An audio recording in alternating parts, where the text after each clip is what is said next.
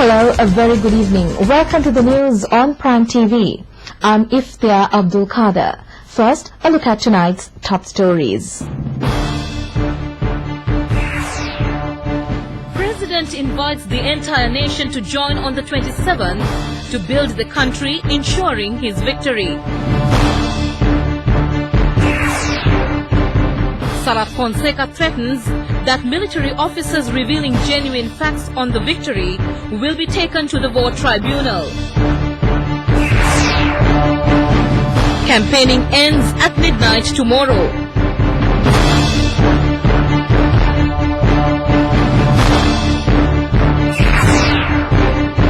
Thousands of forged ballot papers marked with Fonseca's symbol are seized.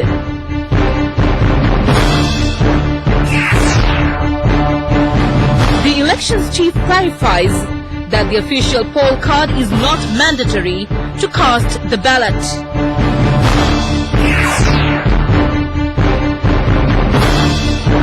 And overseas, stock markets of several leading countries dip.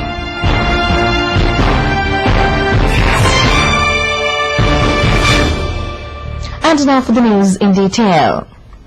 President Rajapaksa confidently announced that he will be the president of this country on the 27th of this month. This is clear from the massive response received at the public rallies. The president was addressing a mammoth gathering at the public grounds in Bandaravela.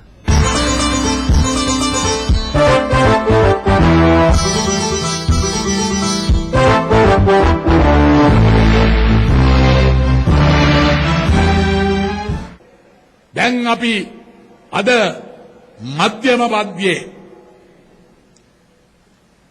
රටක් ආදායම් ලබන රටක් බවට අද පිළි අරගෙන ඉවරයි. The president said Sri Lanka has now been recognized as a middle-income country. Sri Lanka is also the most beautiful country. There will be an influx of tourists in the future. All these will be done safeguarding the culture and civilization. Rifts should be eliminated and the country should be rebuilt. He said he is the president today as well as on the 27th. A massive gathering had converged on this ground for this meeting. This, the president added, clearly depicts that a landslide victory will be achieved on the 26th of this month. A notable feature was the very warm welcome the president received amidst the applause of the upcountry fraternity when he arrived to attend the public meeting. He was garlanded with the largest garland. He was welcomed by Provincial Council Minister Sendil Thundaman. Addressing the gathering, Uva Governor Nanda Matthew said, the people hoisting the national flag described the president as the king of this country despite his obstructions. He reminded that the people will be casting their ballot for a person who properly rules the country. Nalin Priyantha Suryage, chairman of the Bandaravela Urban Council, ditched the UNP and joined the president to ensure his victory. Many other UNP activists also joined him. Several parliamentarians also addressed the meeting. Presidential candidate Sarat Fonseca has warned that military officers who are expressing views on TV channels will be brought before the war tribunal.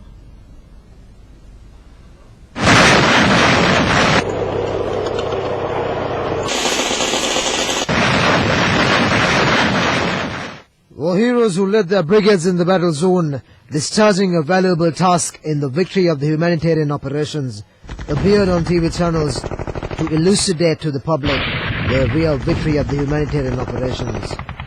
They are none other than Major Generals Kamal Gunaratna, Shavendra Silva, Chagi Galage and Prasanna Silva. However, what Sarat Fonseca has said was that they would be immediately produced before the war tribunal.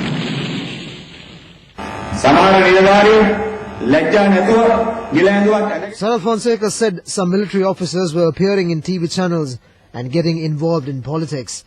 He said he is ashamed of listening to the news expressed by certain military officers on TV channels and the radio. He warned that they would be penalized after the 26th of January.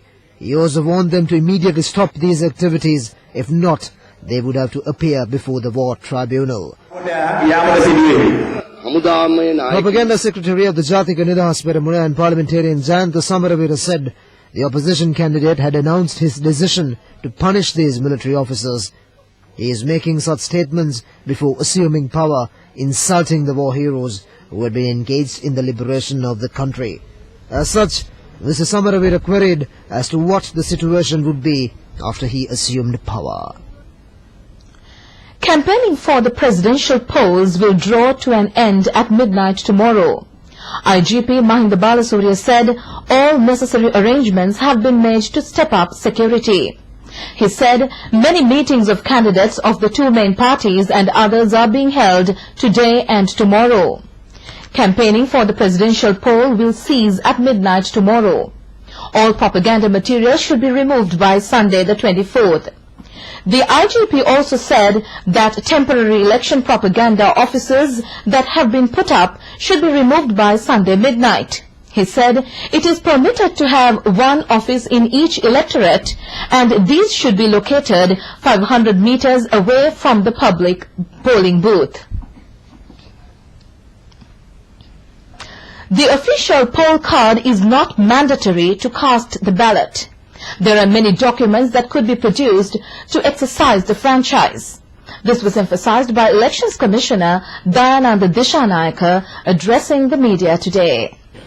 In brief, so all the arrangements have been finalized to conduct the elections on the 26th of this month, that is January, on next Tuesday. The respective returning officers have made all the arrangements at the district level, and my assistant commissioners, senior assistant commissioners and the deputy commissioners are fully engaged in this exercise. So I am confident that we can conduct the election on the 26th with the security arrangements and the plan which has been already drawn up and approved by me, by the police. They will protect our polling stations and also the voters who are travelling up and down from their houses for the purpose of voting. Especially and different form of facilities have been extended in the northern part of the country due to the whole situation. The day-to-day life of those people have been shattered for some time, and some of them are living in friends' houses, relations' houses, and either in transit camps or the welfare camps, whatever you call. Therefore, they can vote at the polling station, probably in a cluster polling station situated close by to the welfare camp or the present resident where they are dwelling with other relations or the friends. You're watching Prime News, and in other local stories, 22,000 forged ballot papers with the marking of the opposition candidate's symbol have been seized. Senior DIG Elections Gamini Navaratna said that the Petta police seized these ballot papers. The DIG said all these forged ballot papers with the opposition candidate's symbol were marked. The DIG said that they have received information about 3 million forged ballot papers had been printed and were planned to be distributed. He said they came across more than 20,000 forged ballot papers. The votes had been cast against the sworn symbol. Investigations are now in progress. 40 international election observers will monitor the upcoming presidential elections. They will focus special attention whether the election will be free and fair. The observer group comprises monitors from 13 Asian countries. They had a special discussion with local monitors and media personnel today. Responding to queries raised, they said their task is not to monitor election violence said to be taking place. They will divert special attention